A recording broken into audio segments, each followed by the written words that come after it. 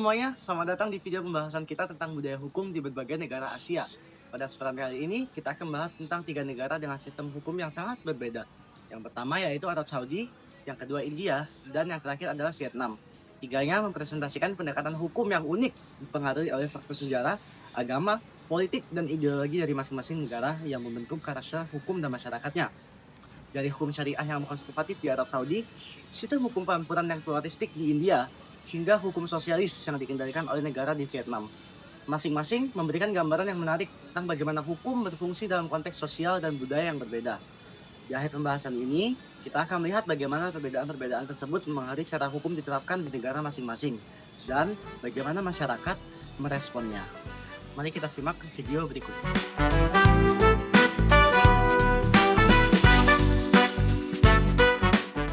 Jadi, di sini kami akan membahas mengenai budaya hukum yang ada di negara Arab Saudi.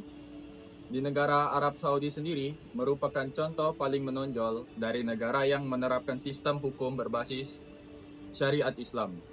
Secara ketat, Arab Saudi ini merujuk pada mazhab Hambali, tidak seperti kebanyakan negara lain yang memiliki konstitusi tertulis.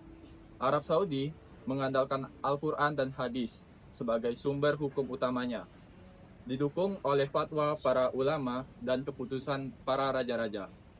Sistem peradilannya diisi oleh hakim-hakim syariah yang memiliki otoritas dalam menafsirkan hukum Islam dan menerapkan prinsip-prinsip seperti hudud dan kisos yang memberikan sanksi keras terhadap pelanggaran tertentu, mulai dari potong tangan sebagai pelanggaran dari pencurian hingga hukuman mati sebagai pelanggaran dari pembunuhan. Namun, dalam dekade terakhir, Arab Saudi telah mengalami sejumlah reformasi hukum signifikan di bawah kepemimpinan putra mahkota Muhammad bin Salman, seperti pelonggaran aturan terhadap perempuan, termasuk diperbolehkannya mengemudi, serta pengurangan kekuasaan polisi agama. Reformasi ini menunjukkan adanya dinamika antara konservatisme hukum dan dorongan modernisasi. Meskipun isu-isu hak asasi manusia masih menjadi tantangan besar, seperti yang terlihat dalam kasus Rahaf Al-Qanun pada tahun 2018, di mana seorang perempuan Saudi melarikan diri dan meminta suaka karena tekanan dari sistem patriarki dan hukum yang mengekang kebebasan individu.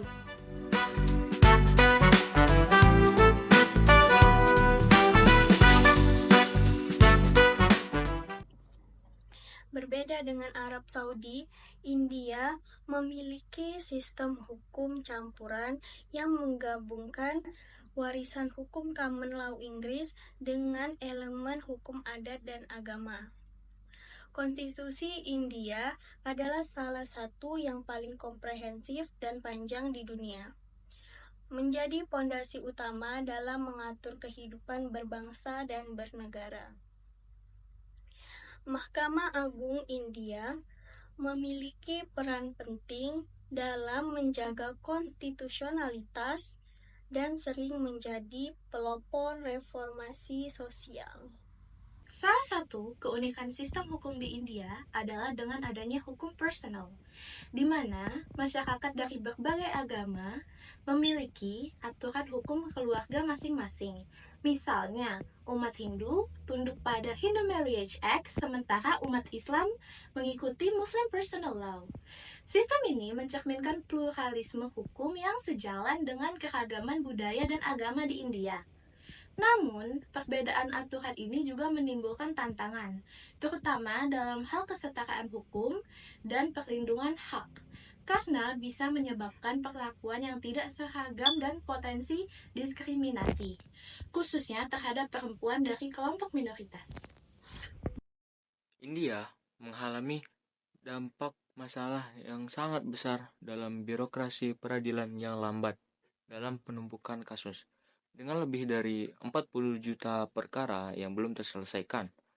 Namun demikian, India juga menunjukkan perkembangan signifikan dalam bidang hak asasi manusia, seperti ketika Mahkamah Agung India mencabut pasal 377 pada tahun 2018, sebuah hukum peninggalan kolonial yang mengkriminalisasi homoseksualitas. Ini mencerminkan ketegangan antara nilai-nilai tradisional dan tuntutan modernitas dalam budaya hukum India.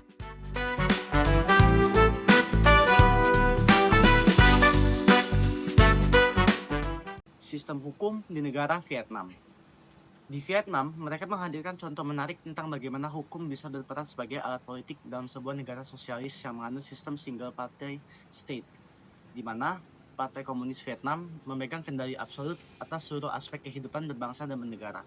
Sistem hukum Vietnam, meskipun secara formil berakar pada tradisi sivil Eropa, khususnya warisan hukum Prancis dari masa kolonial, dalam praktiknya sangat dipengaruhi oleh ideologi Marxis dan Leninist yang menempatkan kepentingan kolektif dan stabilitas negara di atas hak dan individu.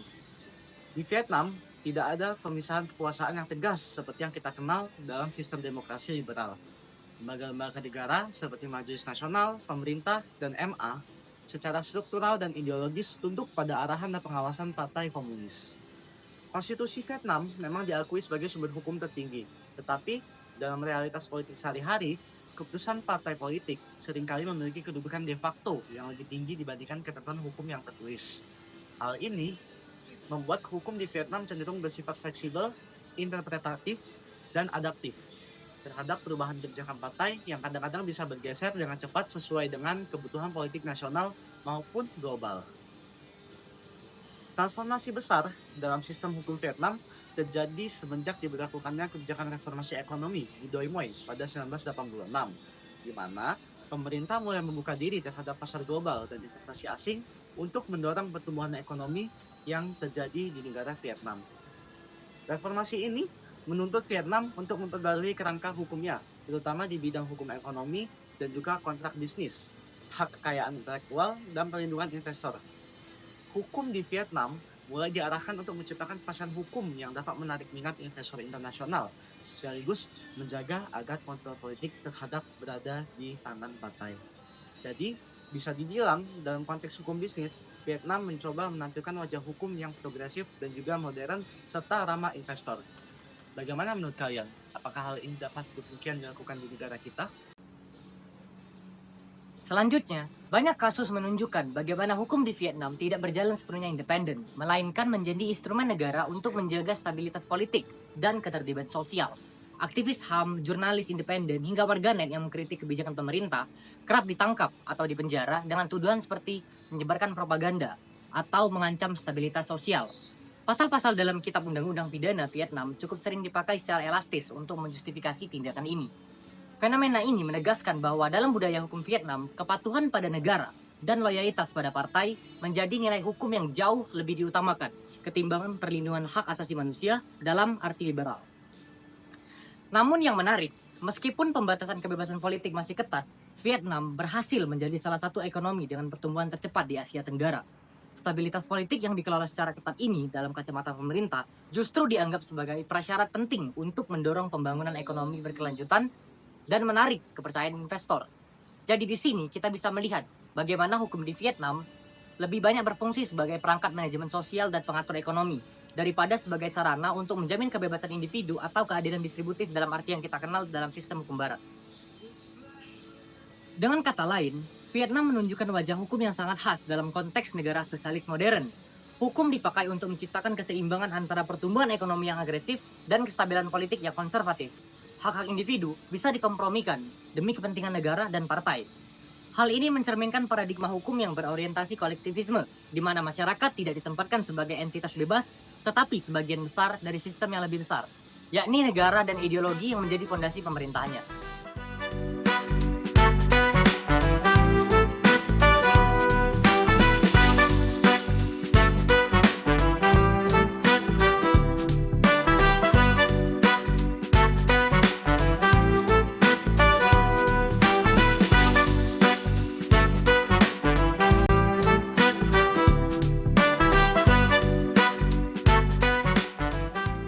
Nah, kira-kira apa sih yang membedakan budaya hukum yang ada di ketiga negara tersebut dengan budaya hukum yang ada di Indonesia? Jadi, budaya hukum di Indonesia itu bersifat pluralistik yang dimana dipengaruhi oleh hukum adat, hukum Islam, dan juga warisan hukum Belanda.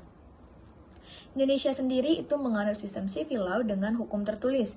Namun dalam praktiknya nilai-nilai lokal dan adat itu masih sangat berperan, terutama dalam penyelesaian sengketa di masyarakat. Hukum Islam sendiri diterapkan secara terbatas, khususnya dalam hukum keluarga dan warisan bagi umat Islam, yang dimana ini berarti mencerminkan karakter hukum yang akomodatif dan toleran terhadap keberagaman. Sementara itu, di Arab Saudi menganut sistem religious law yang sepenuhnya berdasarkan hukum Islam syariah. Hukum negara ini sangat konservatif dan teokratik, tanpa kodifikasi hukum yang menyeluruh. Di sini, ulama memegang peran sentral dalam sistem peradilan dan hukum agama mengatur hampir seluruh aspek kehidupan masyarakat, termasuk pidana dan juga perdata. Sedangkan di sisi lain, India menggunakan sistem common law, yaitu warisan Inggris, namun juga memberlakukan hukum personal berdasarkan agama. Hukum keluarga dan waris itu diatur sesuai agama masing-masing, seperti Islam, Hindu, Kristen, dan lain-lainnya. Meski negara ini bersifat sekuler, pengaruh agama tetap kuat dalam sistem hukum. Budaya hukumnya itu sangat demokratis dan pluralistik, namun kompleks dan sering memicu perdebatan. Adapun Vietnam itu menganut sistem civil law dengan corak sosialis yang kuat. Hukum digunakan sebagai alat negara dan dikendalikan oleh partai komunis. Budaya hukumnya bersifat sentralistik dan top-down, dengan partisipasi masyarakat yang terbatas. Pengaruh agama sangat minim karena negara bersifat sekuler dan aktivitas keagamaan diawasi ketat oleh pemerintah. Dengan demikian, budaya hukum Indonesia itu lebih fleksibel dan inklusif dibandingkan negara-negara tersebut, yang dimana ia cenderung dominan oleh agama seperti Arab Saudi dan India, ataupun lebih cenderung ke arah ideologi politik seperti Vietnam.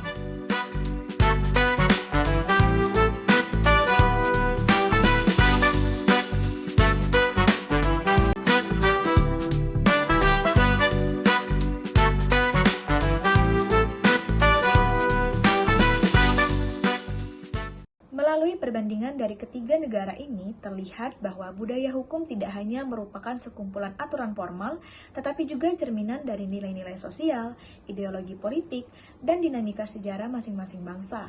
Di sini, Arab Saudi telah menunjukkan bagaimana agama dapat menjadi fondasi hukum negara sekaligus menghadapi tekanan modernisasi. Dan India mencerminkan kompleksitas pluralisme hukum yang mencoba menyeimbangkan antara tradisi dan juga kemajuan sosial. Sementara Vietnam itu menggambarkan bagaimana hukum bisa menjadi instrumen stabilitas politik dan pertumbuhan ekonomi meski dengan pengorbanan terhadap kebebasan sipil. Jadi, pemahaman terhadap budaya hukum di berbagai negara ini sangat penting untuk melihat bagaimana hukum tidak hanya membentuk masyarakat, tetapi juga dibentuk oleh masyarakat itu sendiri.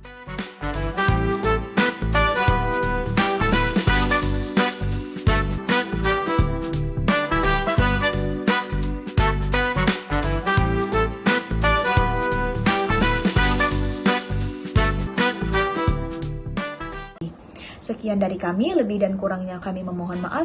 Sekian, terima kasih.